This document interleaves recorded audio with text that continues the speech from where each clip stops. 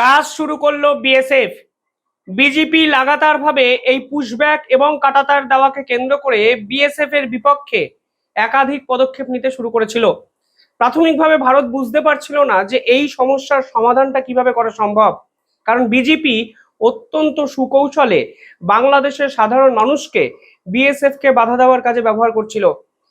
কালকে শিলিগুড়ি করিডোরের কাছে বিএসএফ যখন কাঁটাতার দেয় তখন বাংলাদেশিদের পক্ষ থেকে ইট ছোড়া হয়, কিংবা কখনো কখনো আমরা দেখছি যে ধারালো অস্ত্র নিয়ে বিএসএফ এর দিকে লক্ষ্য করে কোনো ধরনের পদক্ষেপ গ্রহণ করার চেষ্টা বাংলাদেশিদের পক্ষ থেকে করা হচ্ছে।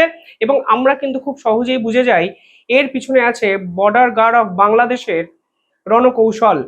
তারা যেন তেন প্রকারে এই সীমান্তে কাঁটাতার দেওয়ার বিষয়টিকে আটকানোর চেষ্টা করেছে, কারণ তারা জানে যদি সীমান্তে কাঁটাতার দেওয়া কমপ্লিট হয়ে যায় তাহলে তারা টাকা খেয়ে অবৈধ অনুপ্রবেশকারীদের ভারতবর্ষে ঢোকাতে পারবে না।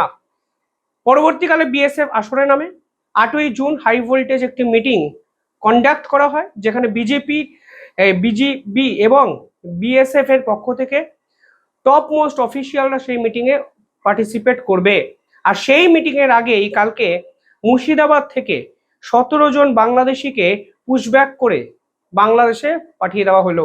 অর্থাৎ ঘরের ছেলে ঘরে ফিরে যাও। তোমরা বুঝতেই পারোনি তোমরা কাদের বিপক্ষে লড়ছো। তোমরা ভারতীয় বিএসএফ কে তোমরা ইট ছুটছো।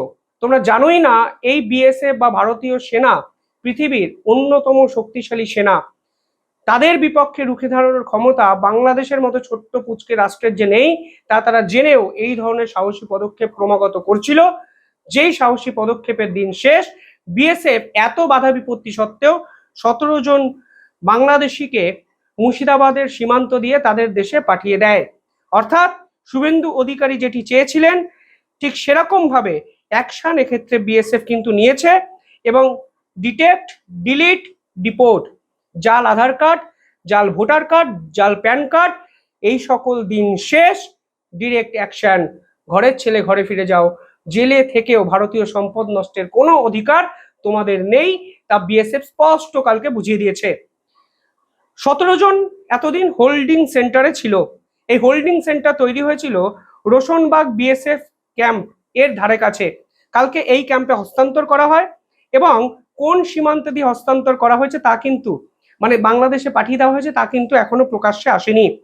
গত শুক্রবার মালদার ইংলিশ বাজারে হোল্ডিং সেন্টার থেকে এর আগে 9 জন অনুপ্রবেশকারীকে কিন্তু বাংলাদেশে পুশব্যাক করা হয়। অর্থাৎ যতই বিরোধিতা আসুক বিএসএফ এর কাজ কিন্তু ক্রমাগত চালাচ্ছে। হোল্ডিং সেন্টারে আরো 9 জন এই বাংলাদেশি এতদিন অবধি বন্দী ছিল, যাদেরকেও পুশব্যাক করা হয়েছে বলে বিএসএফ মারফত পরিষ্কার জানিয়ে দেওয়া হয়েছে। শনিবার রাতে যাদের ফেরত পাঠানো হলো তাদের মধ্যে অন্যতম হলো শহীদুল ইসলাম। 26শে মে গভীর রাতে গোপন সূত্রে খবর পেয়ে সুতি থানার পুলিশ মহেন্দ্রপুর এলাকায় অভিযান চালিয়ে তাকে পাকড়াও করে। শহীদুল নিজে বলেছেন তিনি বাংলাদেশের বাসিন্দা এবং 1 বছর আগে দালাল মারফত ভারতবর্ষে আসেন এবং তৃণমূলের সৌজন্যে তারা জাল আধার কার্ড, ভোটার কার্ড, পৃথিবীর যত জাল সার্টিফিকেট হয় তিনি জোগাড় করে ফেলেন। এরপর সুতি থানার মহেন্দ্রপুর এলাকায় তরুণী বিবিকে তিনি বিয়ে করে বসেন। একই স্ক্রিপ্ট, বাংলাদেশিরা ভারতবর্ষে আসছে, গ্রামগঞ্জে ঘুরছে, গ্রামগঞ্জের কিছু দুস্থ গরিব মহিলা বা মেয়ে তাদেরকে পুটিয়ে পাটিয়ে বিয়ে করছে এবং তারা ভাবছে যদি ভারতীয় কোনো নাগরিককে বিয়ে করতে পারে তাহলেই তারা ভারতীয় নাগরিক হয়ে যাচ্ছে। বিহার নির্বাচনের সময় একই রকম কথা কিন্তু অমিত শাহ বলেছিলেন যে ভারত ক্রমাগত জাতীয় সুরক্ষার ক্ষেত্রে কম্প্রোমাইজড হয়ে যাচ্ছে, কারণ এই সকল বাংলাদেশিরা শুধু ভারতবর্ষে আসতে তা নয়, তারা ভারতের মহিলাদের বিয়ে করে নিজেদের নাগরিকত্বকে ভারতীয় হিসাবে প্রমাণ করার চেষ্টা কিন্তু করে যাচ্ছে।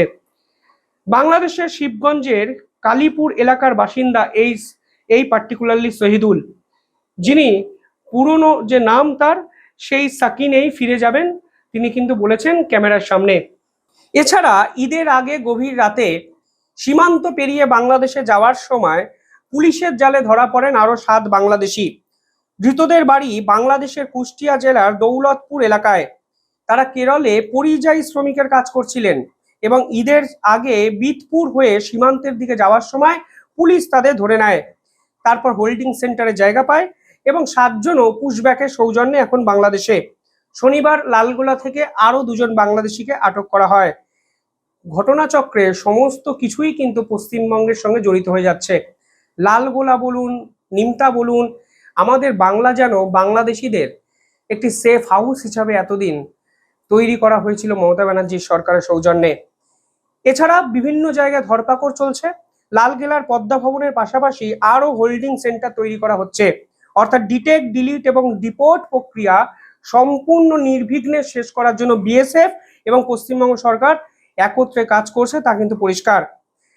পাশাপাশি এই যে পার্টিকুলার অরাজকতা তার সীমান্তে তৈরি হচ্ছে, সেই পুরো বিষয়ে কিন্তু বিএসএফ অত্যন্ত তৎপর। বিএসএফ পরিষ্কারভাবে এই সকল বাংলাদেশি যারা অবৈধ তাদের তো ফেরত পাঠাচ্ছে, উল্টে একাধিক ড্রাগ জোন যেখানে কাঁটাতার দেওয়া সম্ভব নয় সেখানেও কিন্তু একাধিক গুরুত্বপূর্ণ পদক্ষেপ নিচ্ছে। ভারত এবং বাংলাদেশের মধ্যে 600 কিলোমিটার জায়গা এরকম আছে যেখানে ড্রাগ জোন হিসাবে চিহ্নিত করা হয়েছে, যেখানে কাঁটাতার দেওয়া সম্ভব নয়। নদী, জলাশয়, পাথুরে ভূমি, জঙ্গল, অবস্থা এমনই যেখানে সূর্য রশ্মি মাটি অবধি পৌঁছায় না, ফলে এই জায়গাটি অন্ধকারাচ্ছন্ন হয়ে থাকে। দালালরা বেসিক্যালি সেই জায়গাটিকেই কাজে লাগানোর চেষ্টা করছে, তা কিন্তু পরিষ্কার।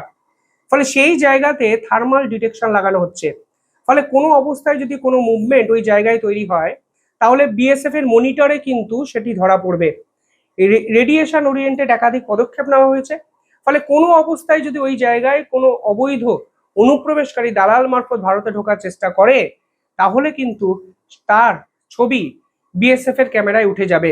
অর্থাৎ পশ্চিমবঙ্গকে কেন্দ্র করে যে অবৈধ অনুপ্রবেশকারীর ব্যবসা দিনের পর দিন চলতো, সেই ব্যবসা শেষ করার পদক্ষেপ এখানে বিএসএফ এর পক্ষ থেকে নেওয়া হচ্ছে, যা জাতীয় সুরক্ষার জন্য অত্যন্ত ইম্পর্টেন্ট। আরো একটা ইম্পর্টেন্ট বিষয়, অমিত শাহ কিন্তু একটা হাই ভোল্টেজ কমিটিও তৈরি করেছেন, অর্থাৎ সীমান্ত পার্শ্ববর্তী এলাকায় কোনো ধরনের অবৈধ কাজকর্ম যেন না হয় সেই কমিটি যেমন দেখবে, একই সঙ্গে বিএসএফ এর কাঁটাতার দেওয়ার কাজকে শেষ করার কথা ভাবা হবে। অন্যদিকে বর্ডার গার্ড অফ বাংলাদেশের যে বারবারন্ত সেটাকে কিভাবে শেষ করা যায় তাও কিন্তু এই কমিটি একটি রিপোর্ট পেশ করবে। ভারত চাইলেই কিন্তু এখানে অনেক কিছু বাংলাদেশের বিপক্ষে করতে পারে, কিন্তু ধীরে চলো নীতি নিয়ে ভারত বাংলাদেশকে যেভাবে তিলে তিলে এই পার্টিকুলার ইস্যুতে শেষ করছে সেটাও কিন্তু সাম্প্রতিক সময়ের সব থেকে বড় দৃষ্টান্ত হয়ে থেকে যাচ্ছে। ভারত কখনোই চায় না বাংলাদেশের সঙ্গে সংঘাতে জড়াতে, কিন্তু যে বাংলাদেশ দিনের পর দিন ভারতের দয়া দাক্ষিণ্যে বেঁচে আছে, সেই বাংলাদেশ যখন ভারতের থেকে এগিয়ে যাওয়ার চেষ্টা করে সীমান্ত নিয়ে, তখন কিন্তু ভারতকে দয়াশীলতা দেখালে হবে না, তা ভারত বুঝেছে, এবং বুঝেছে বলেই বিএসএফ এই ধরনের করা অ্যাকশনে ক্রমাগত ঝাঁপাচ্ছে।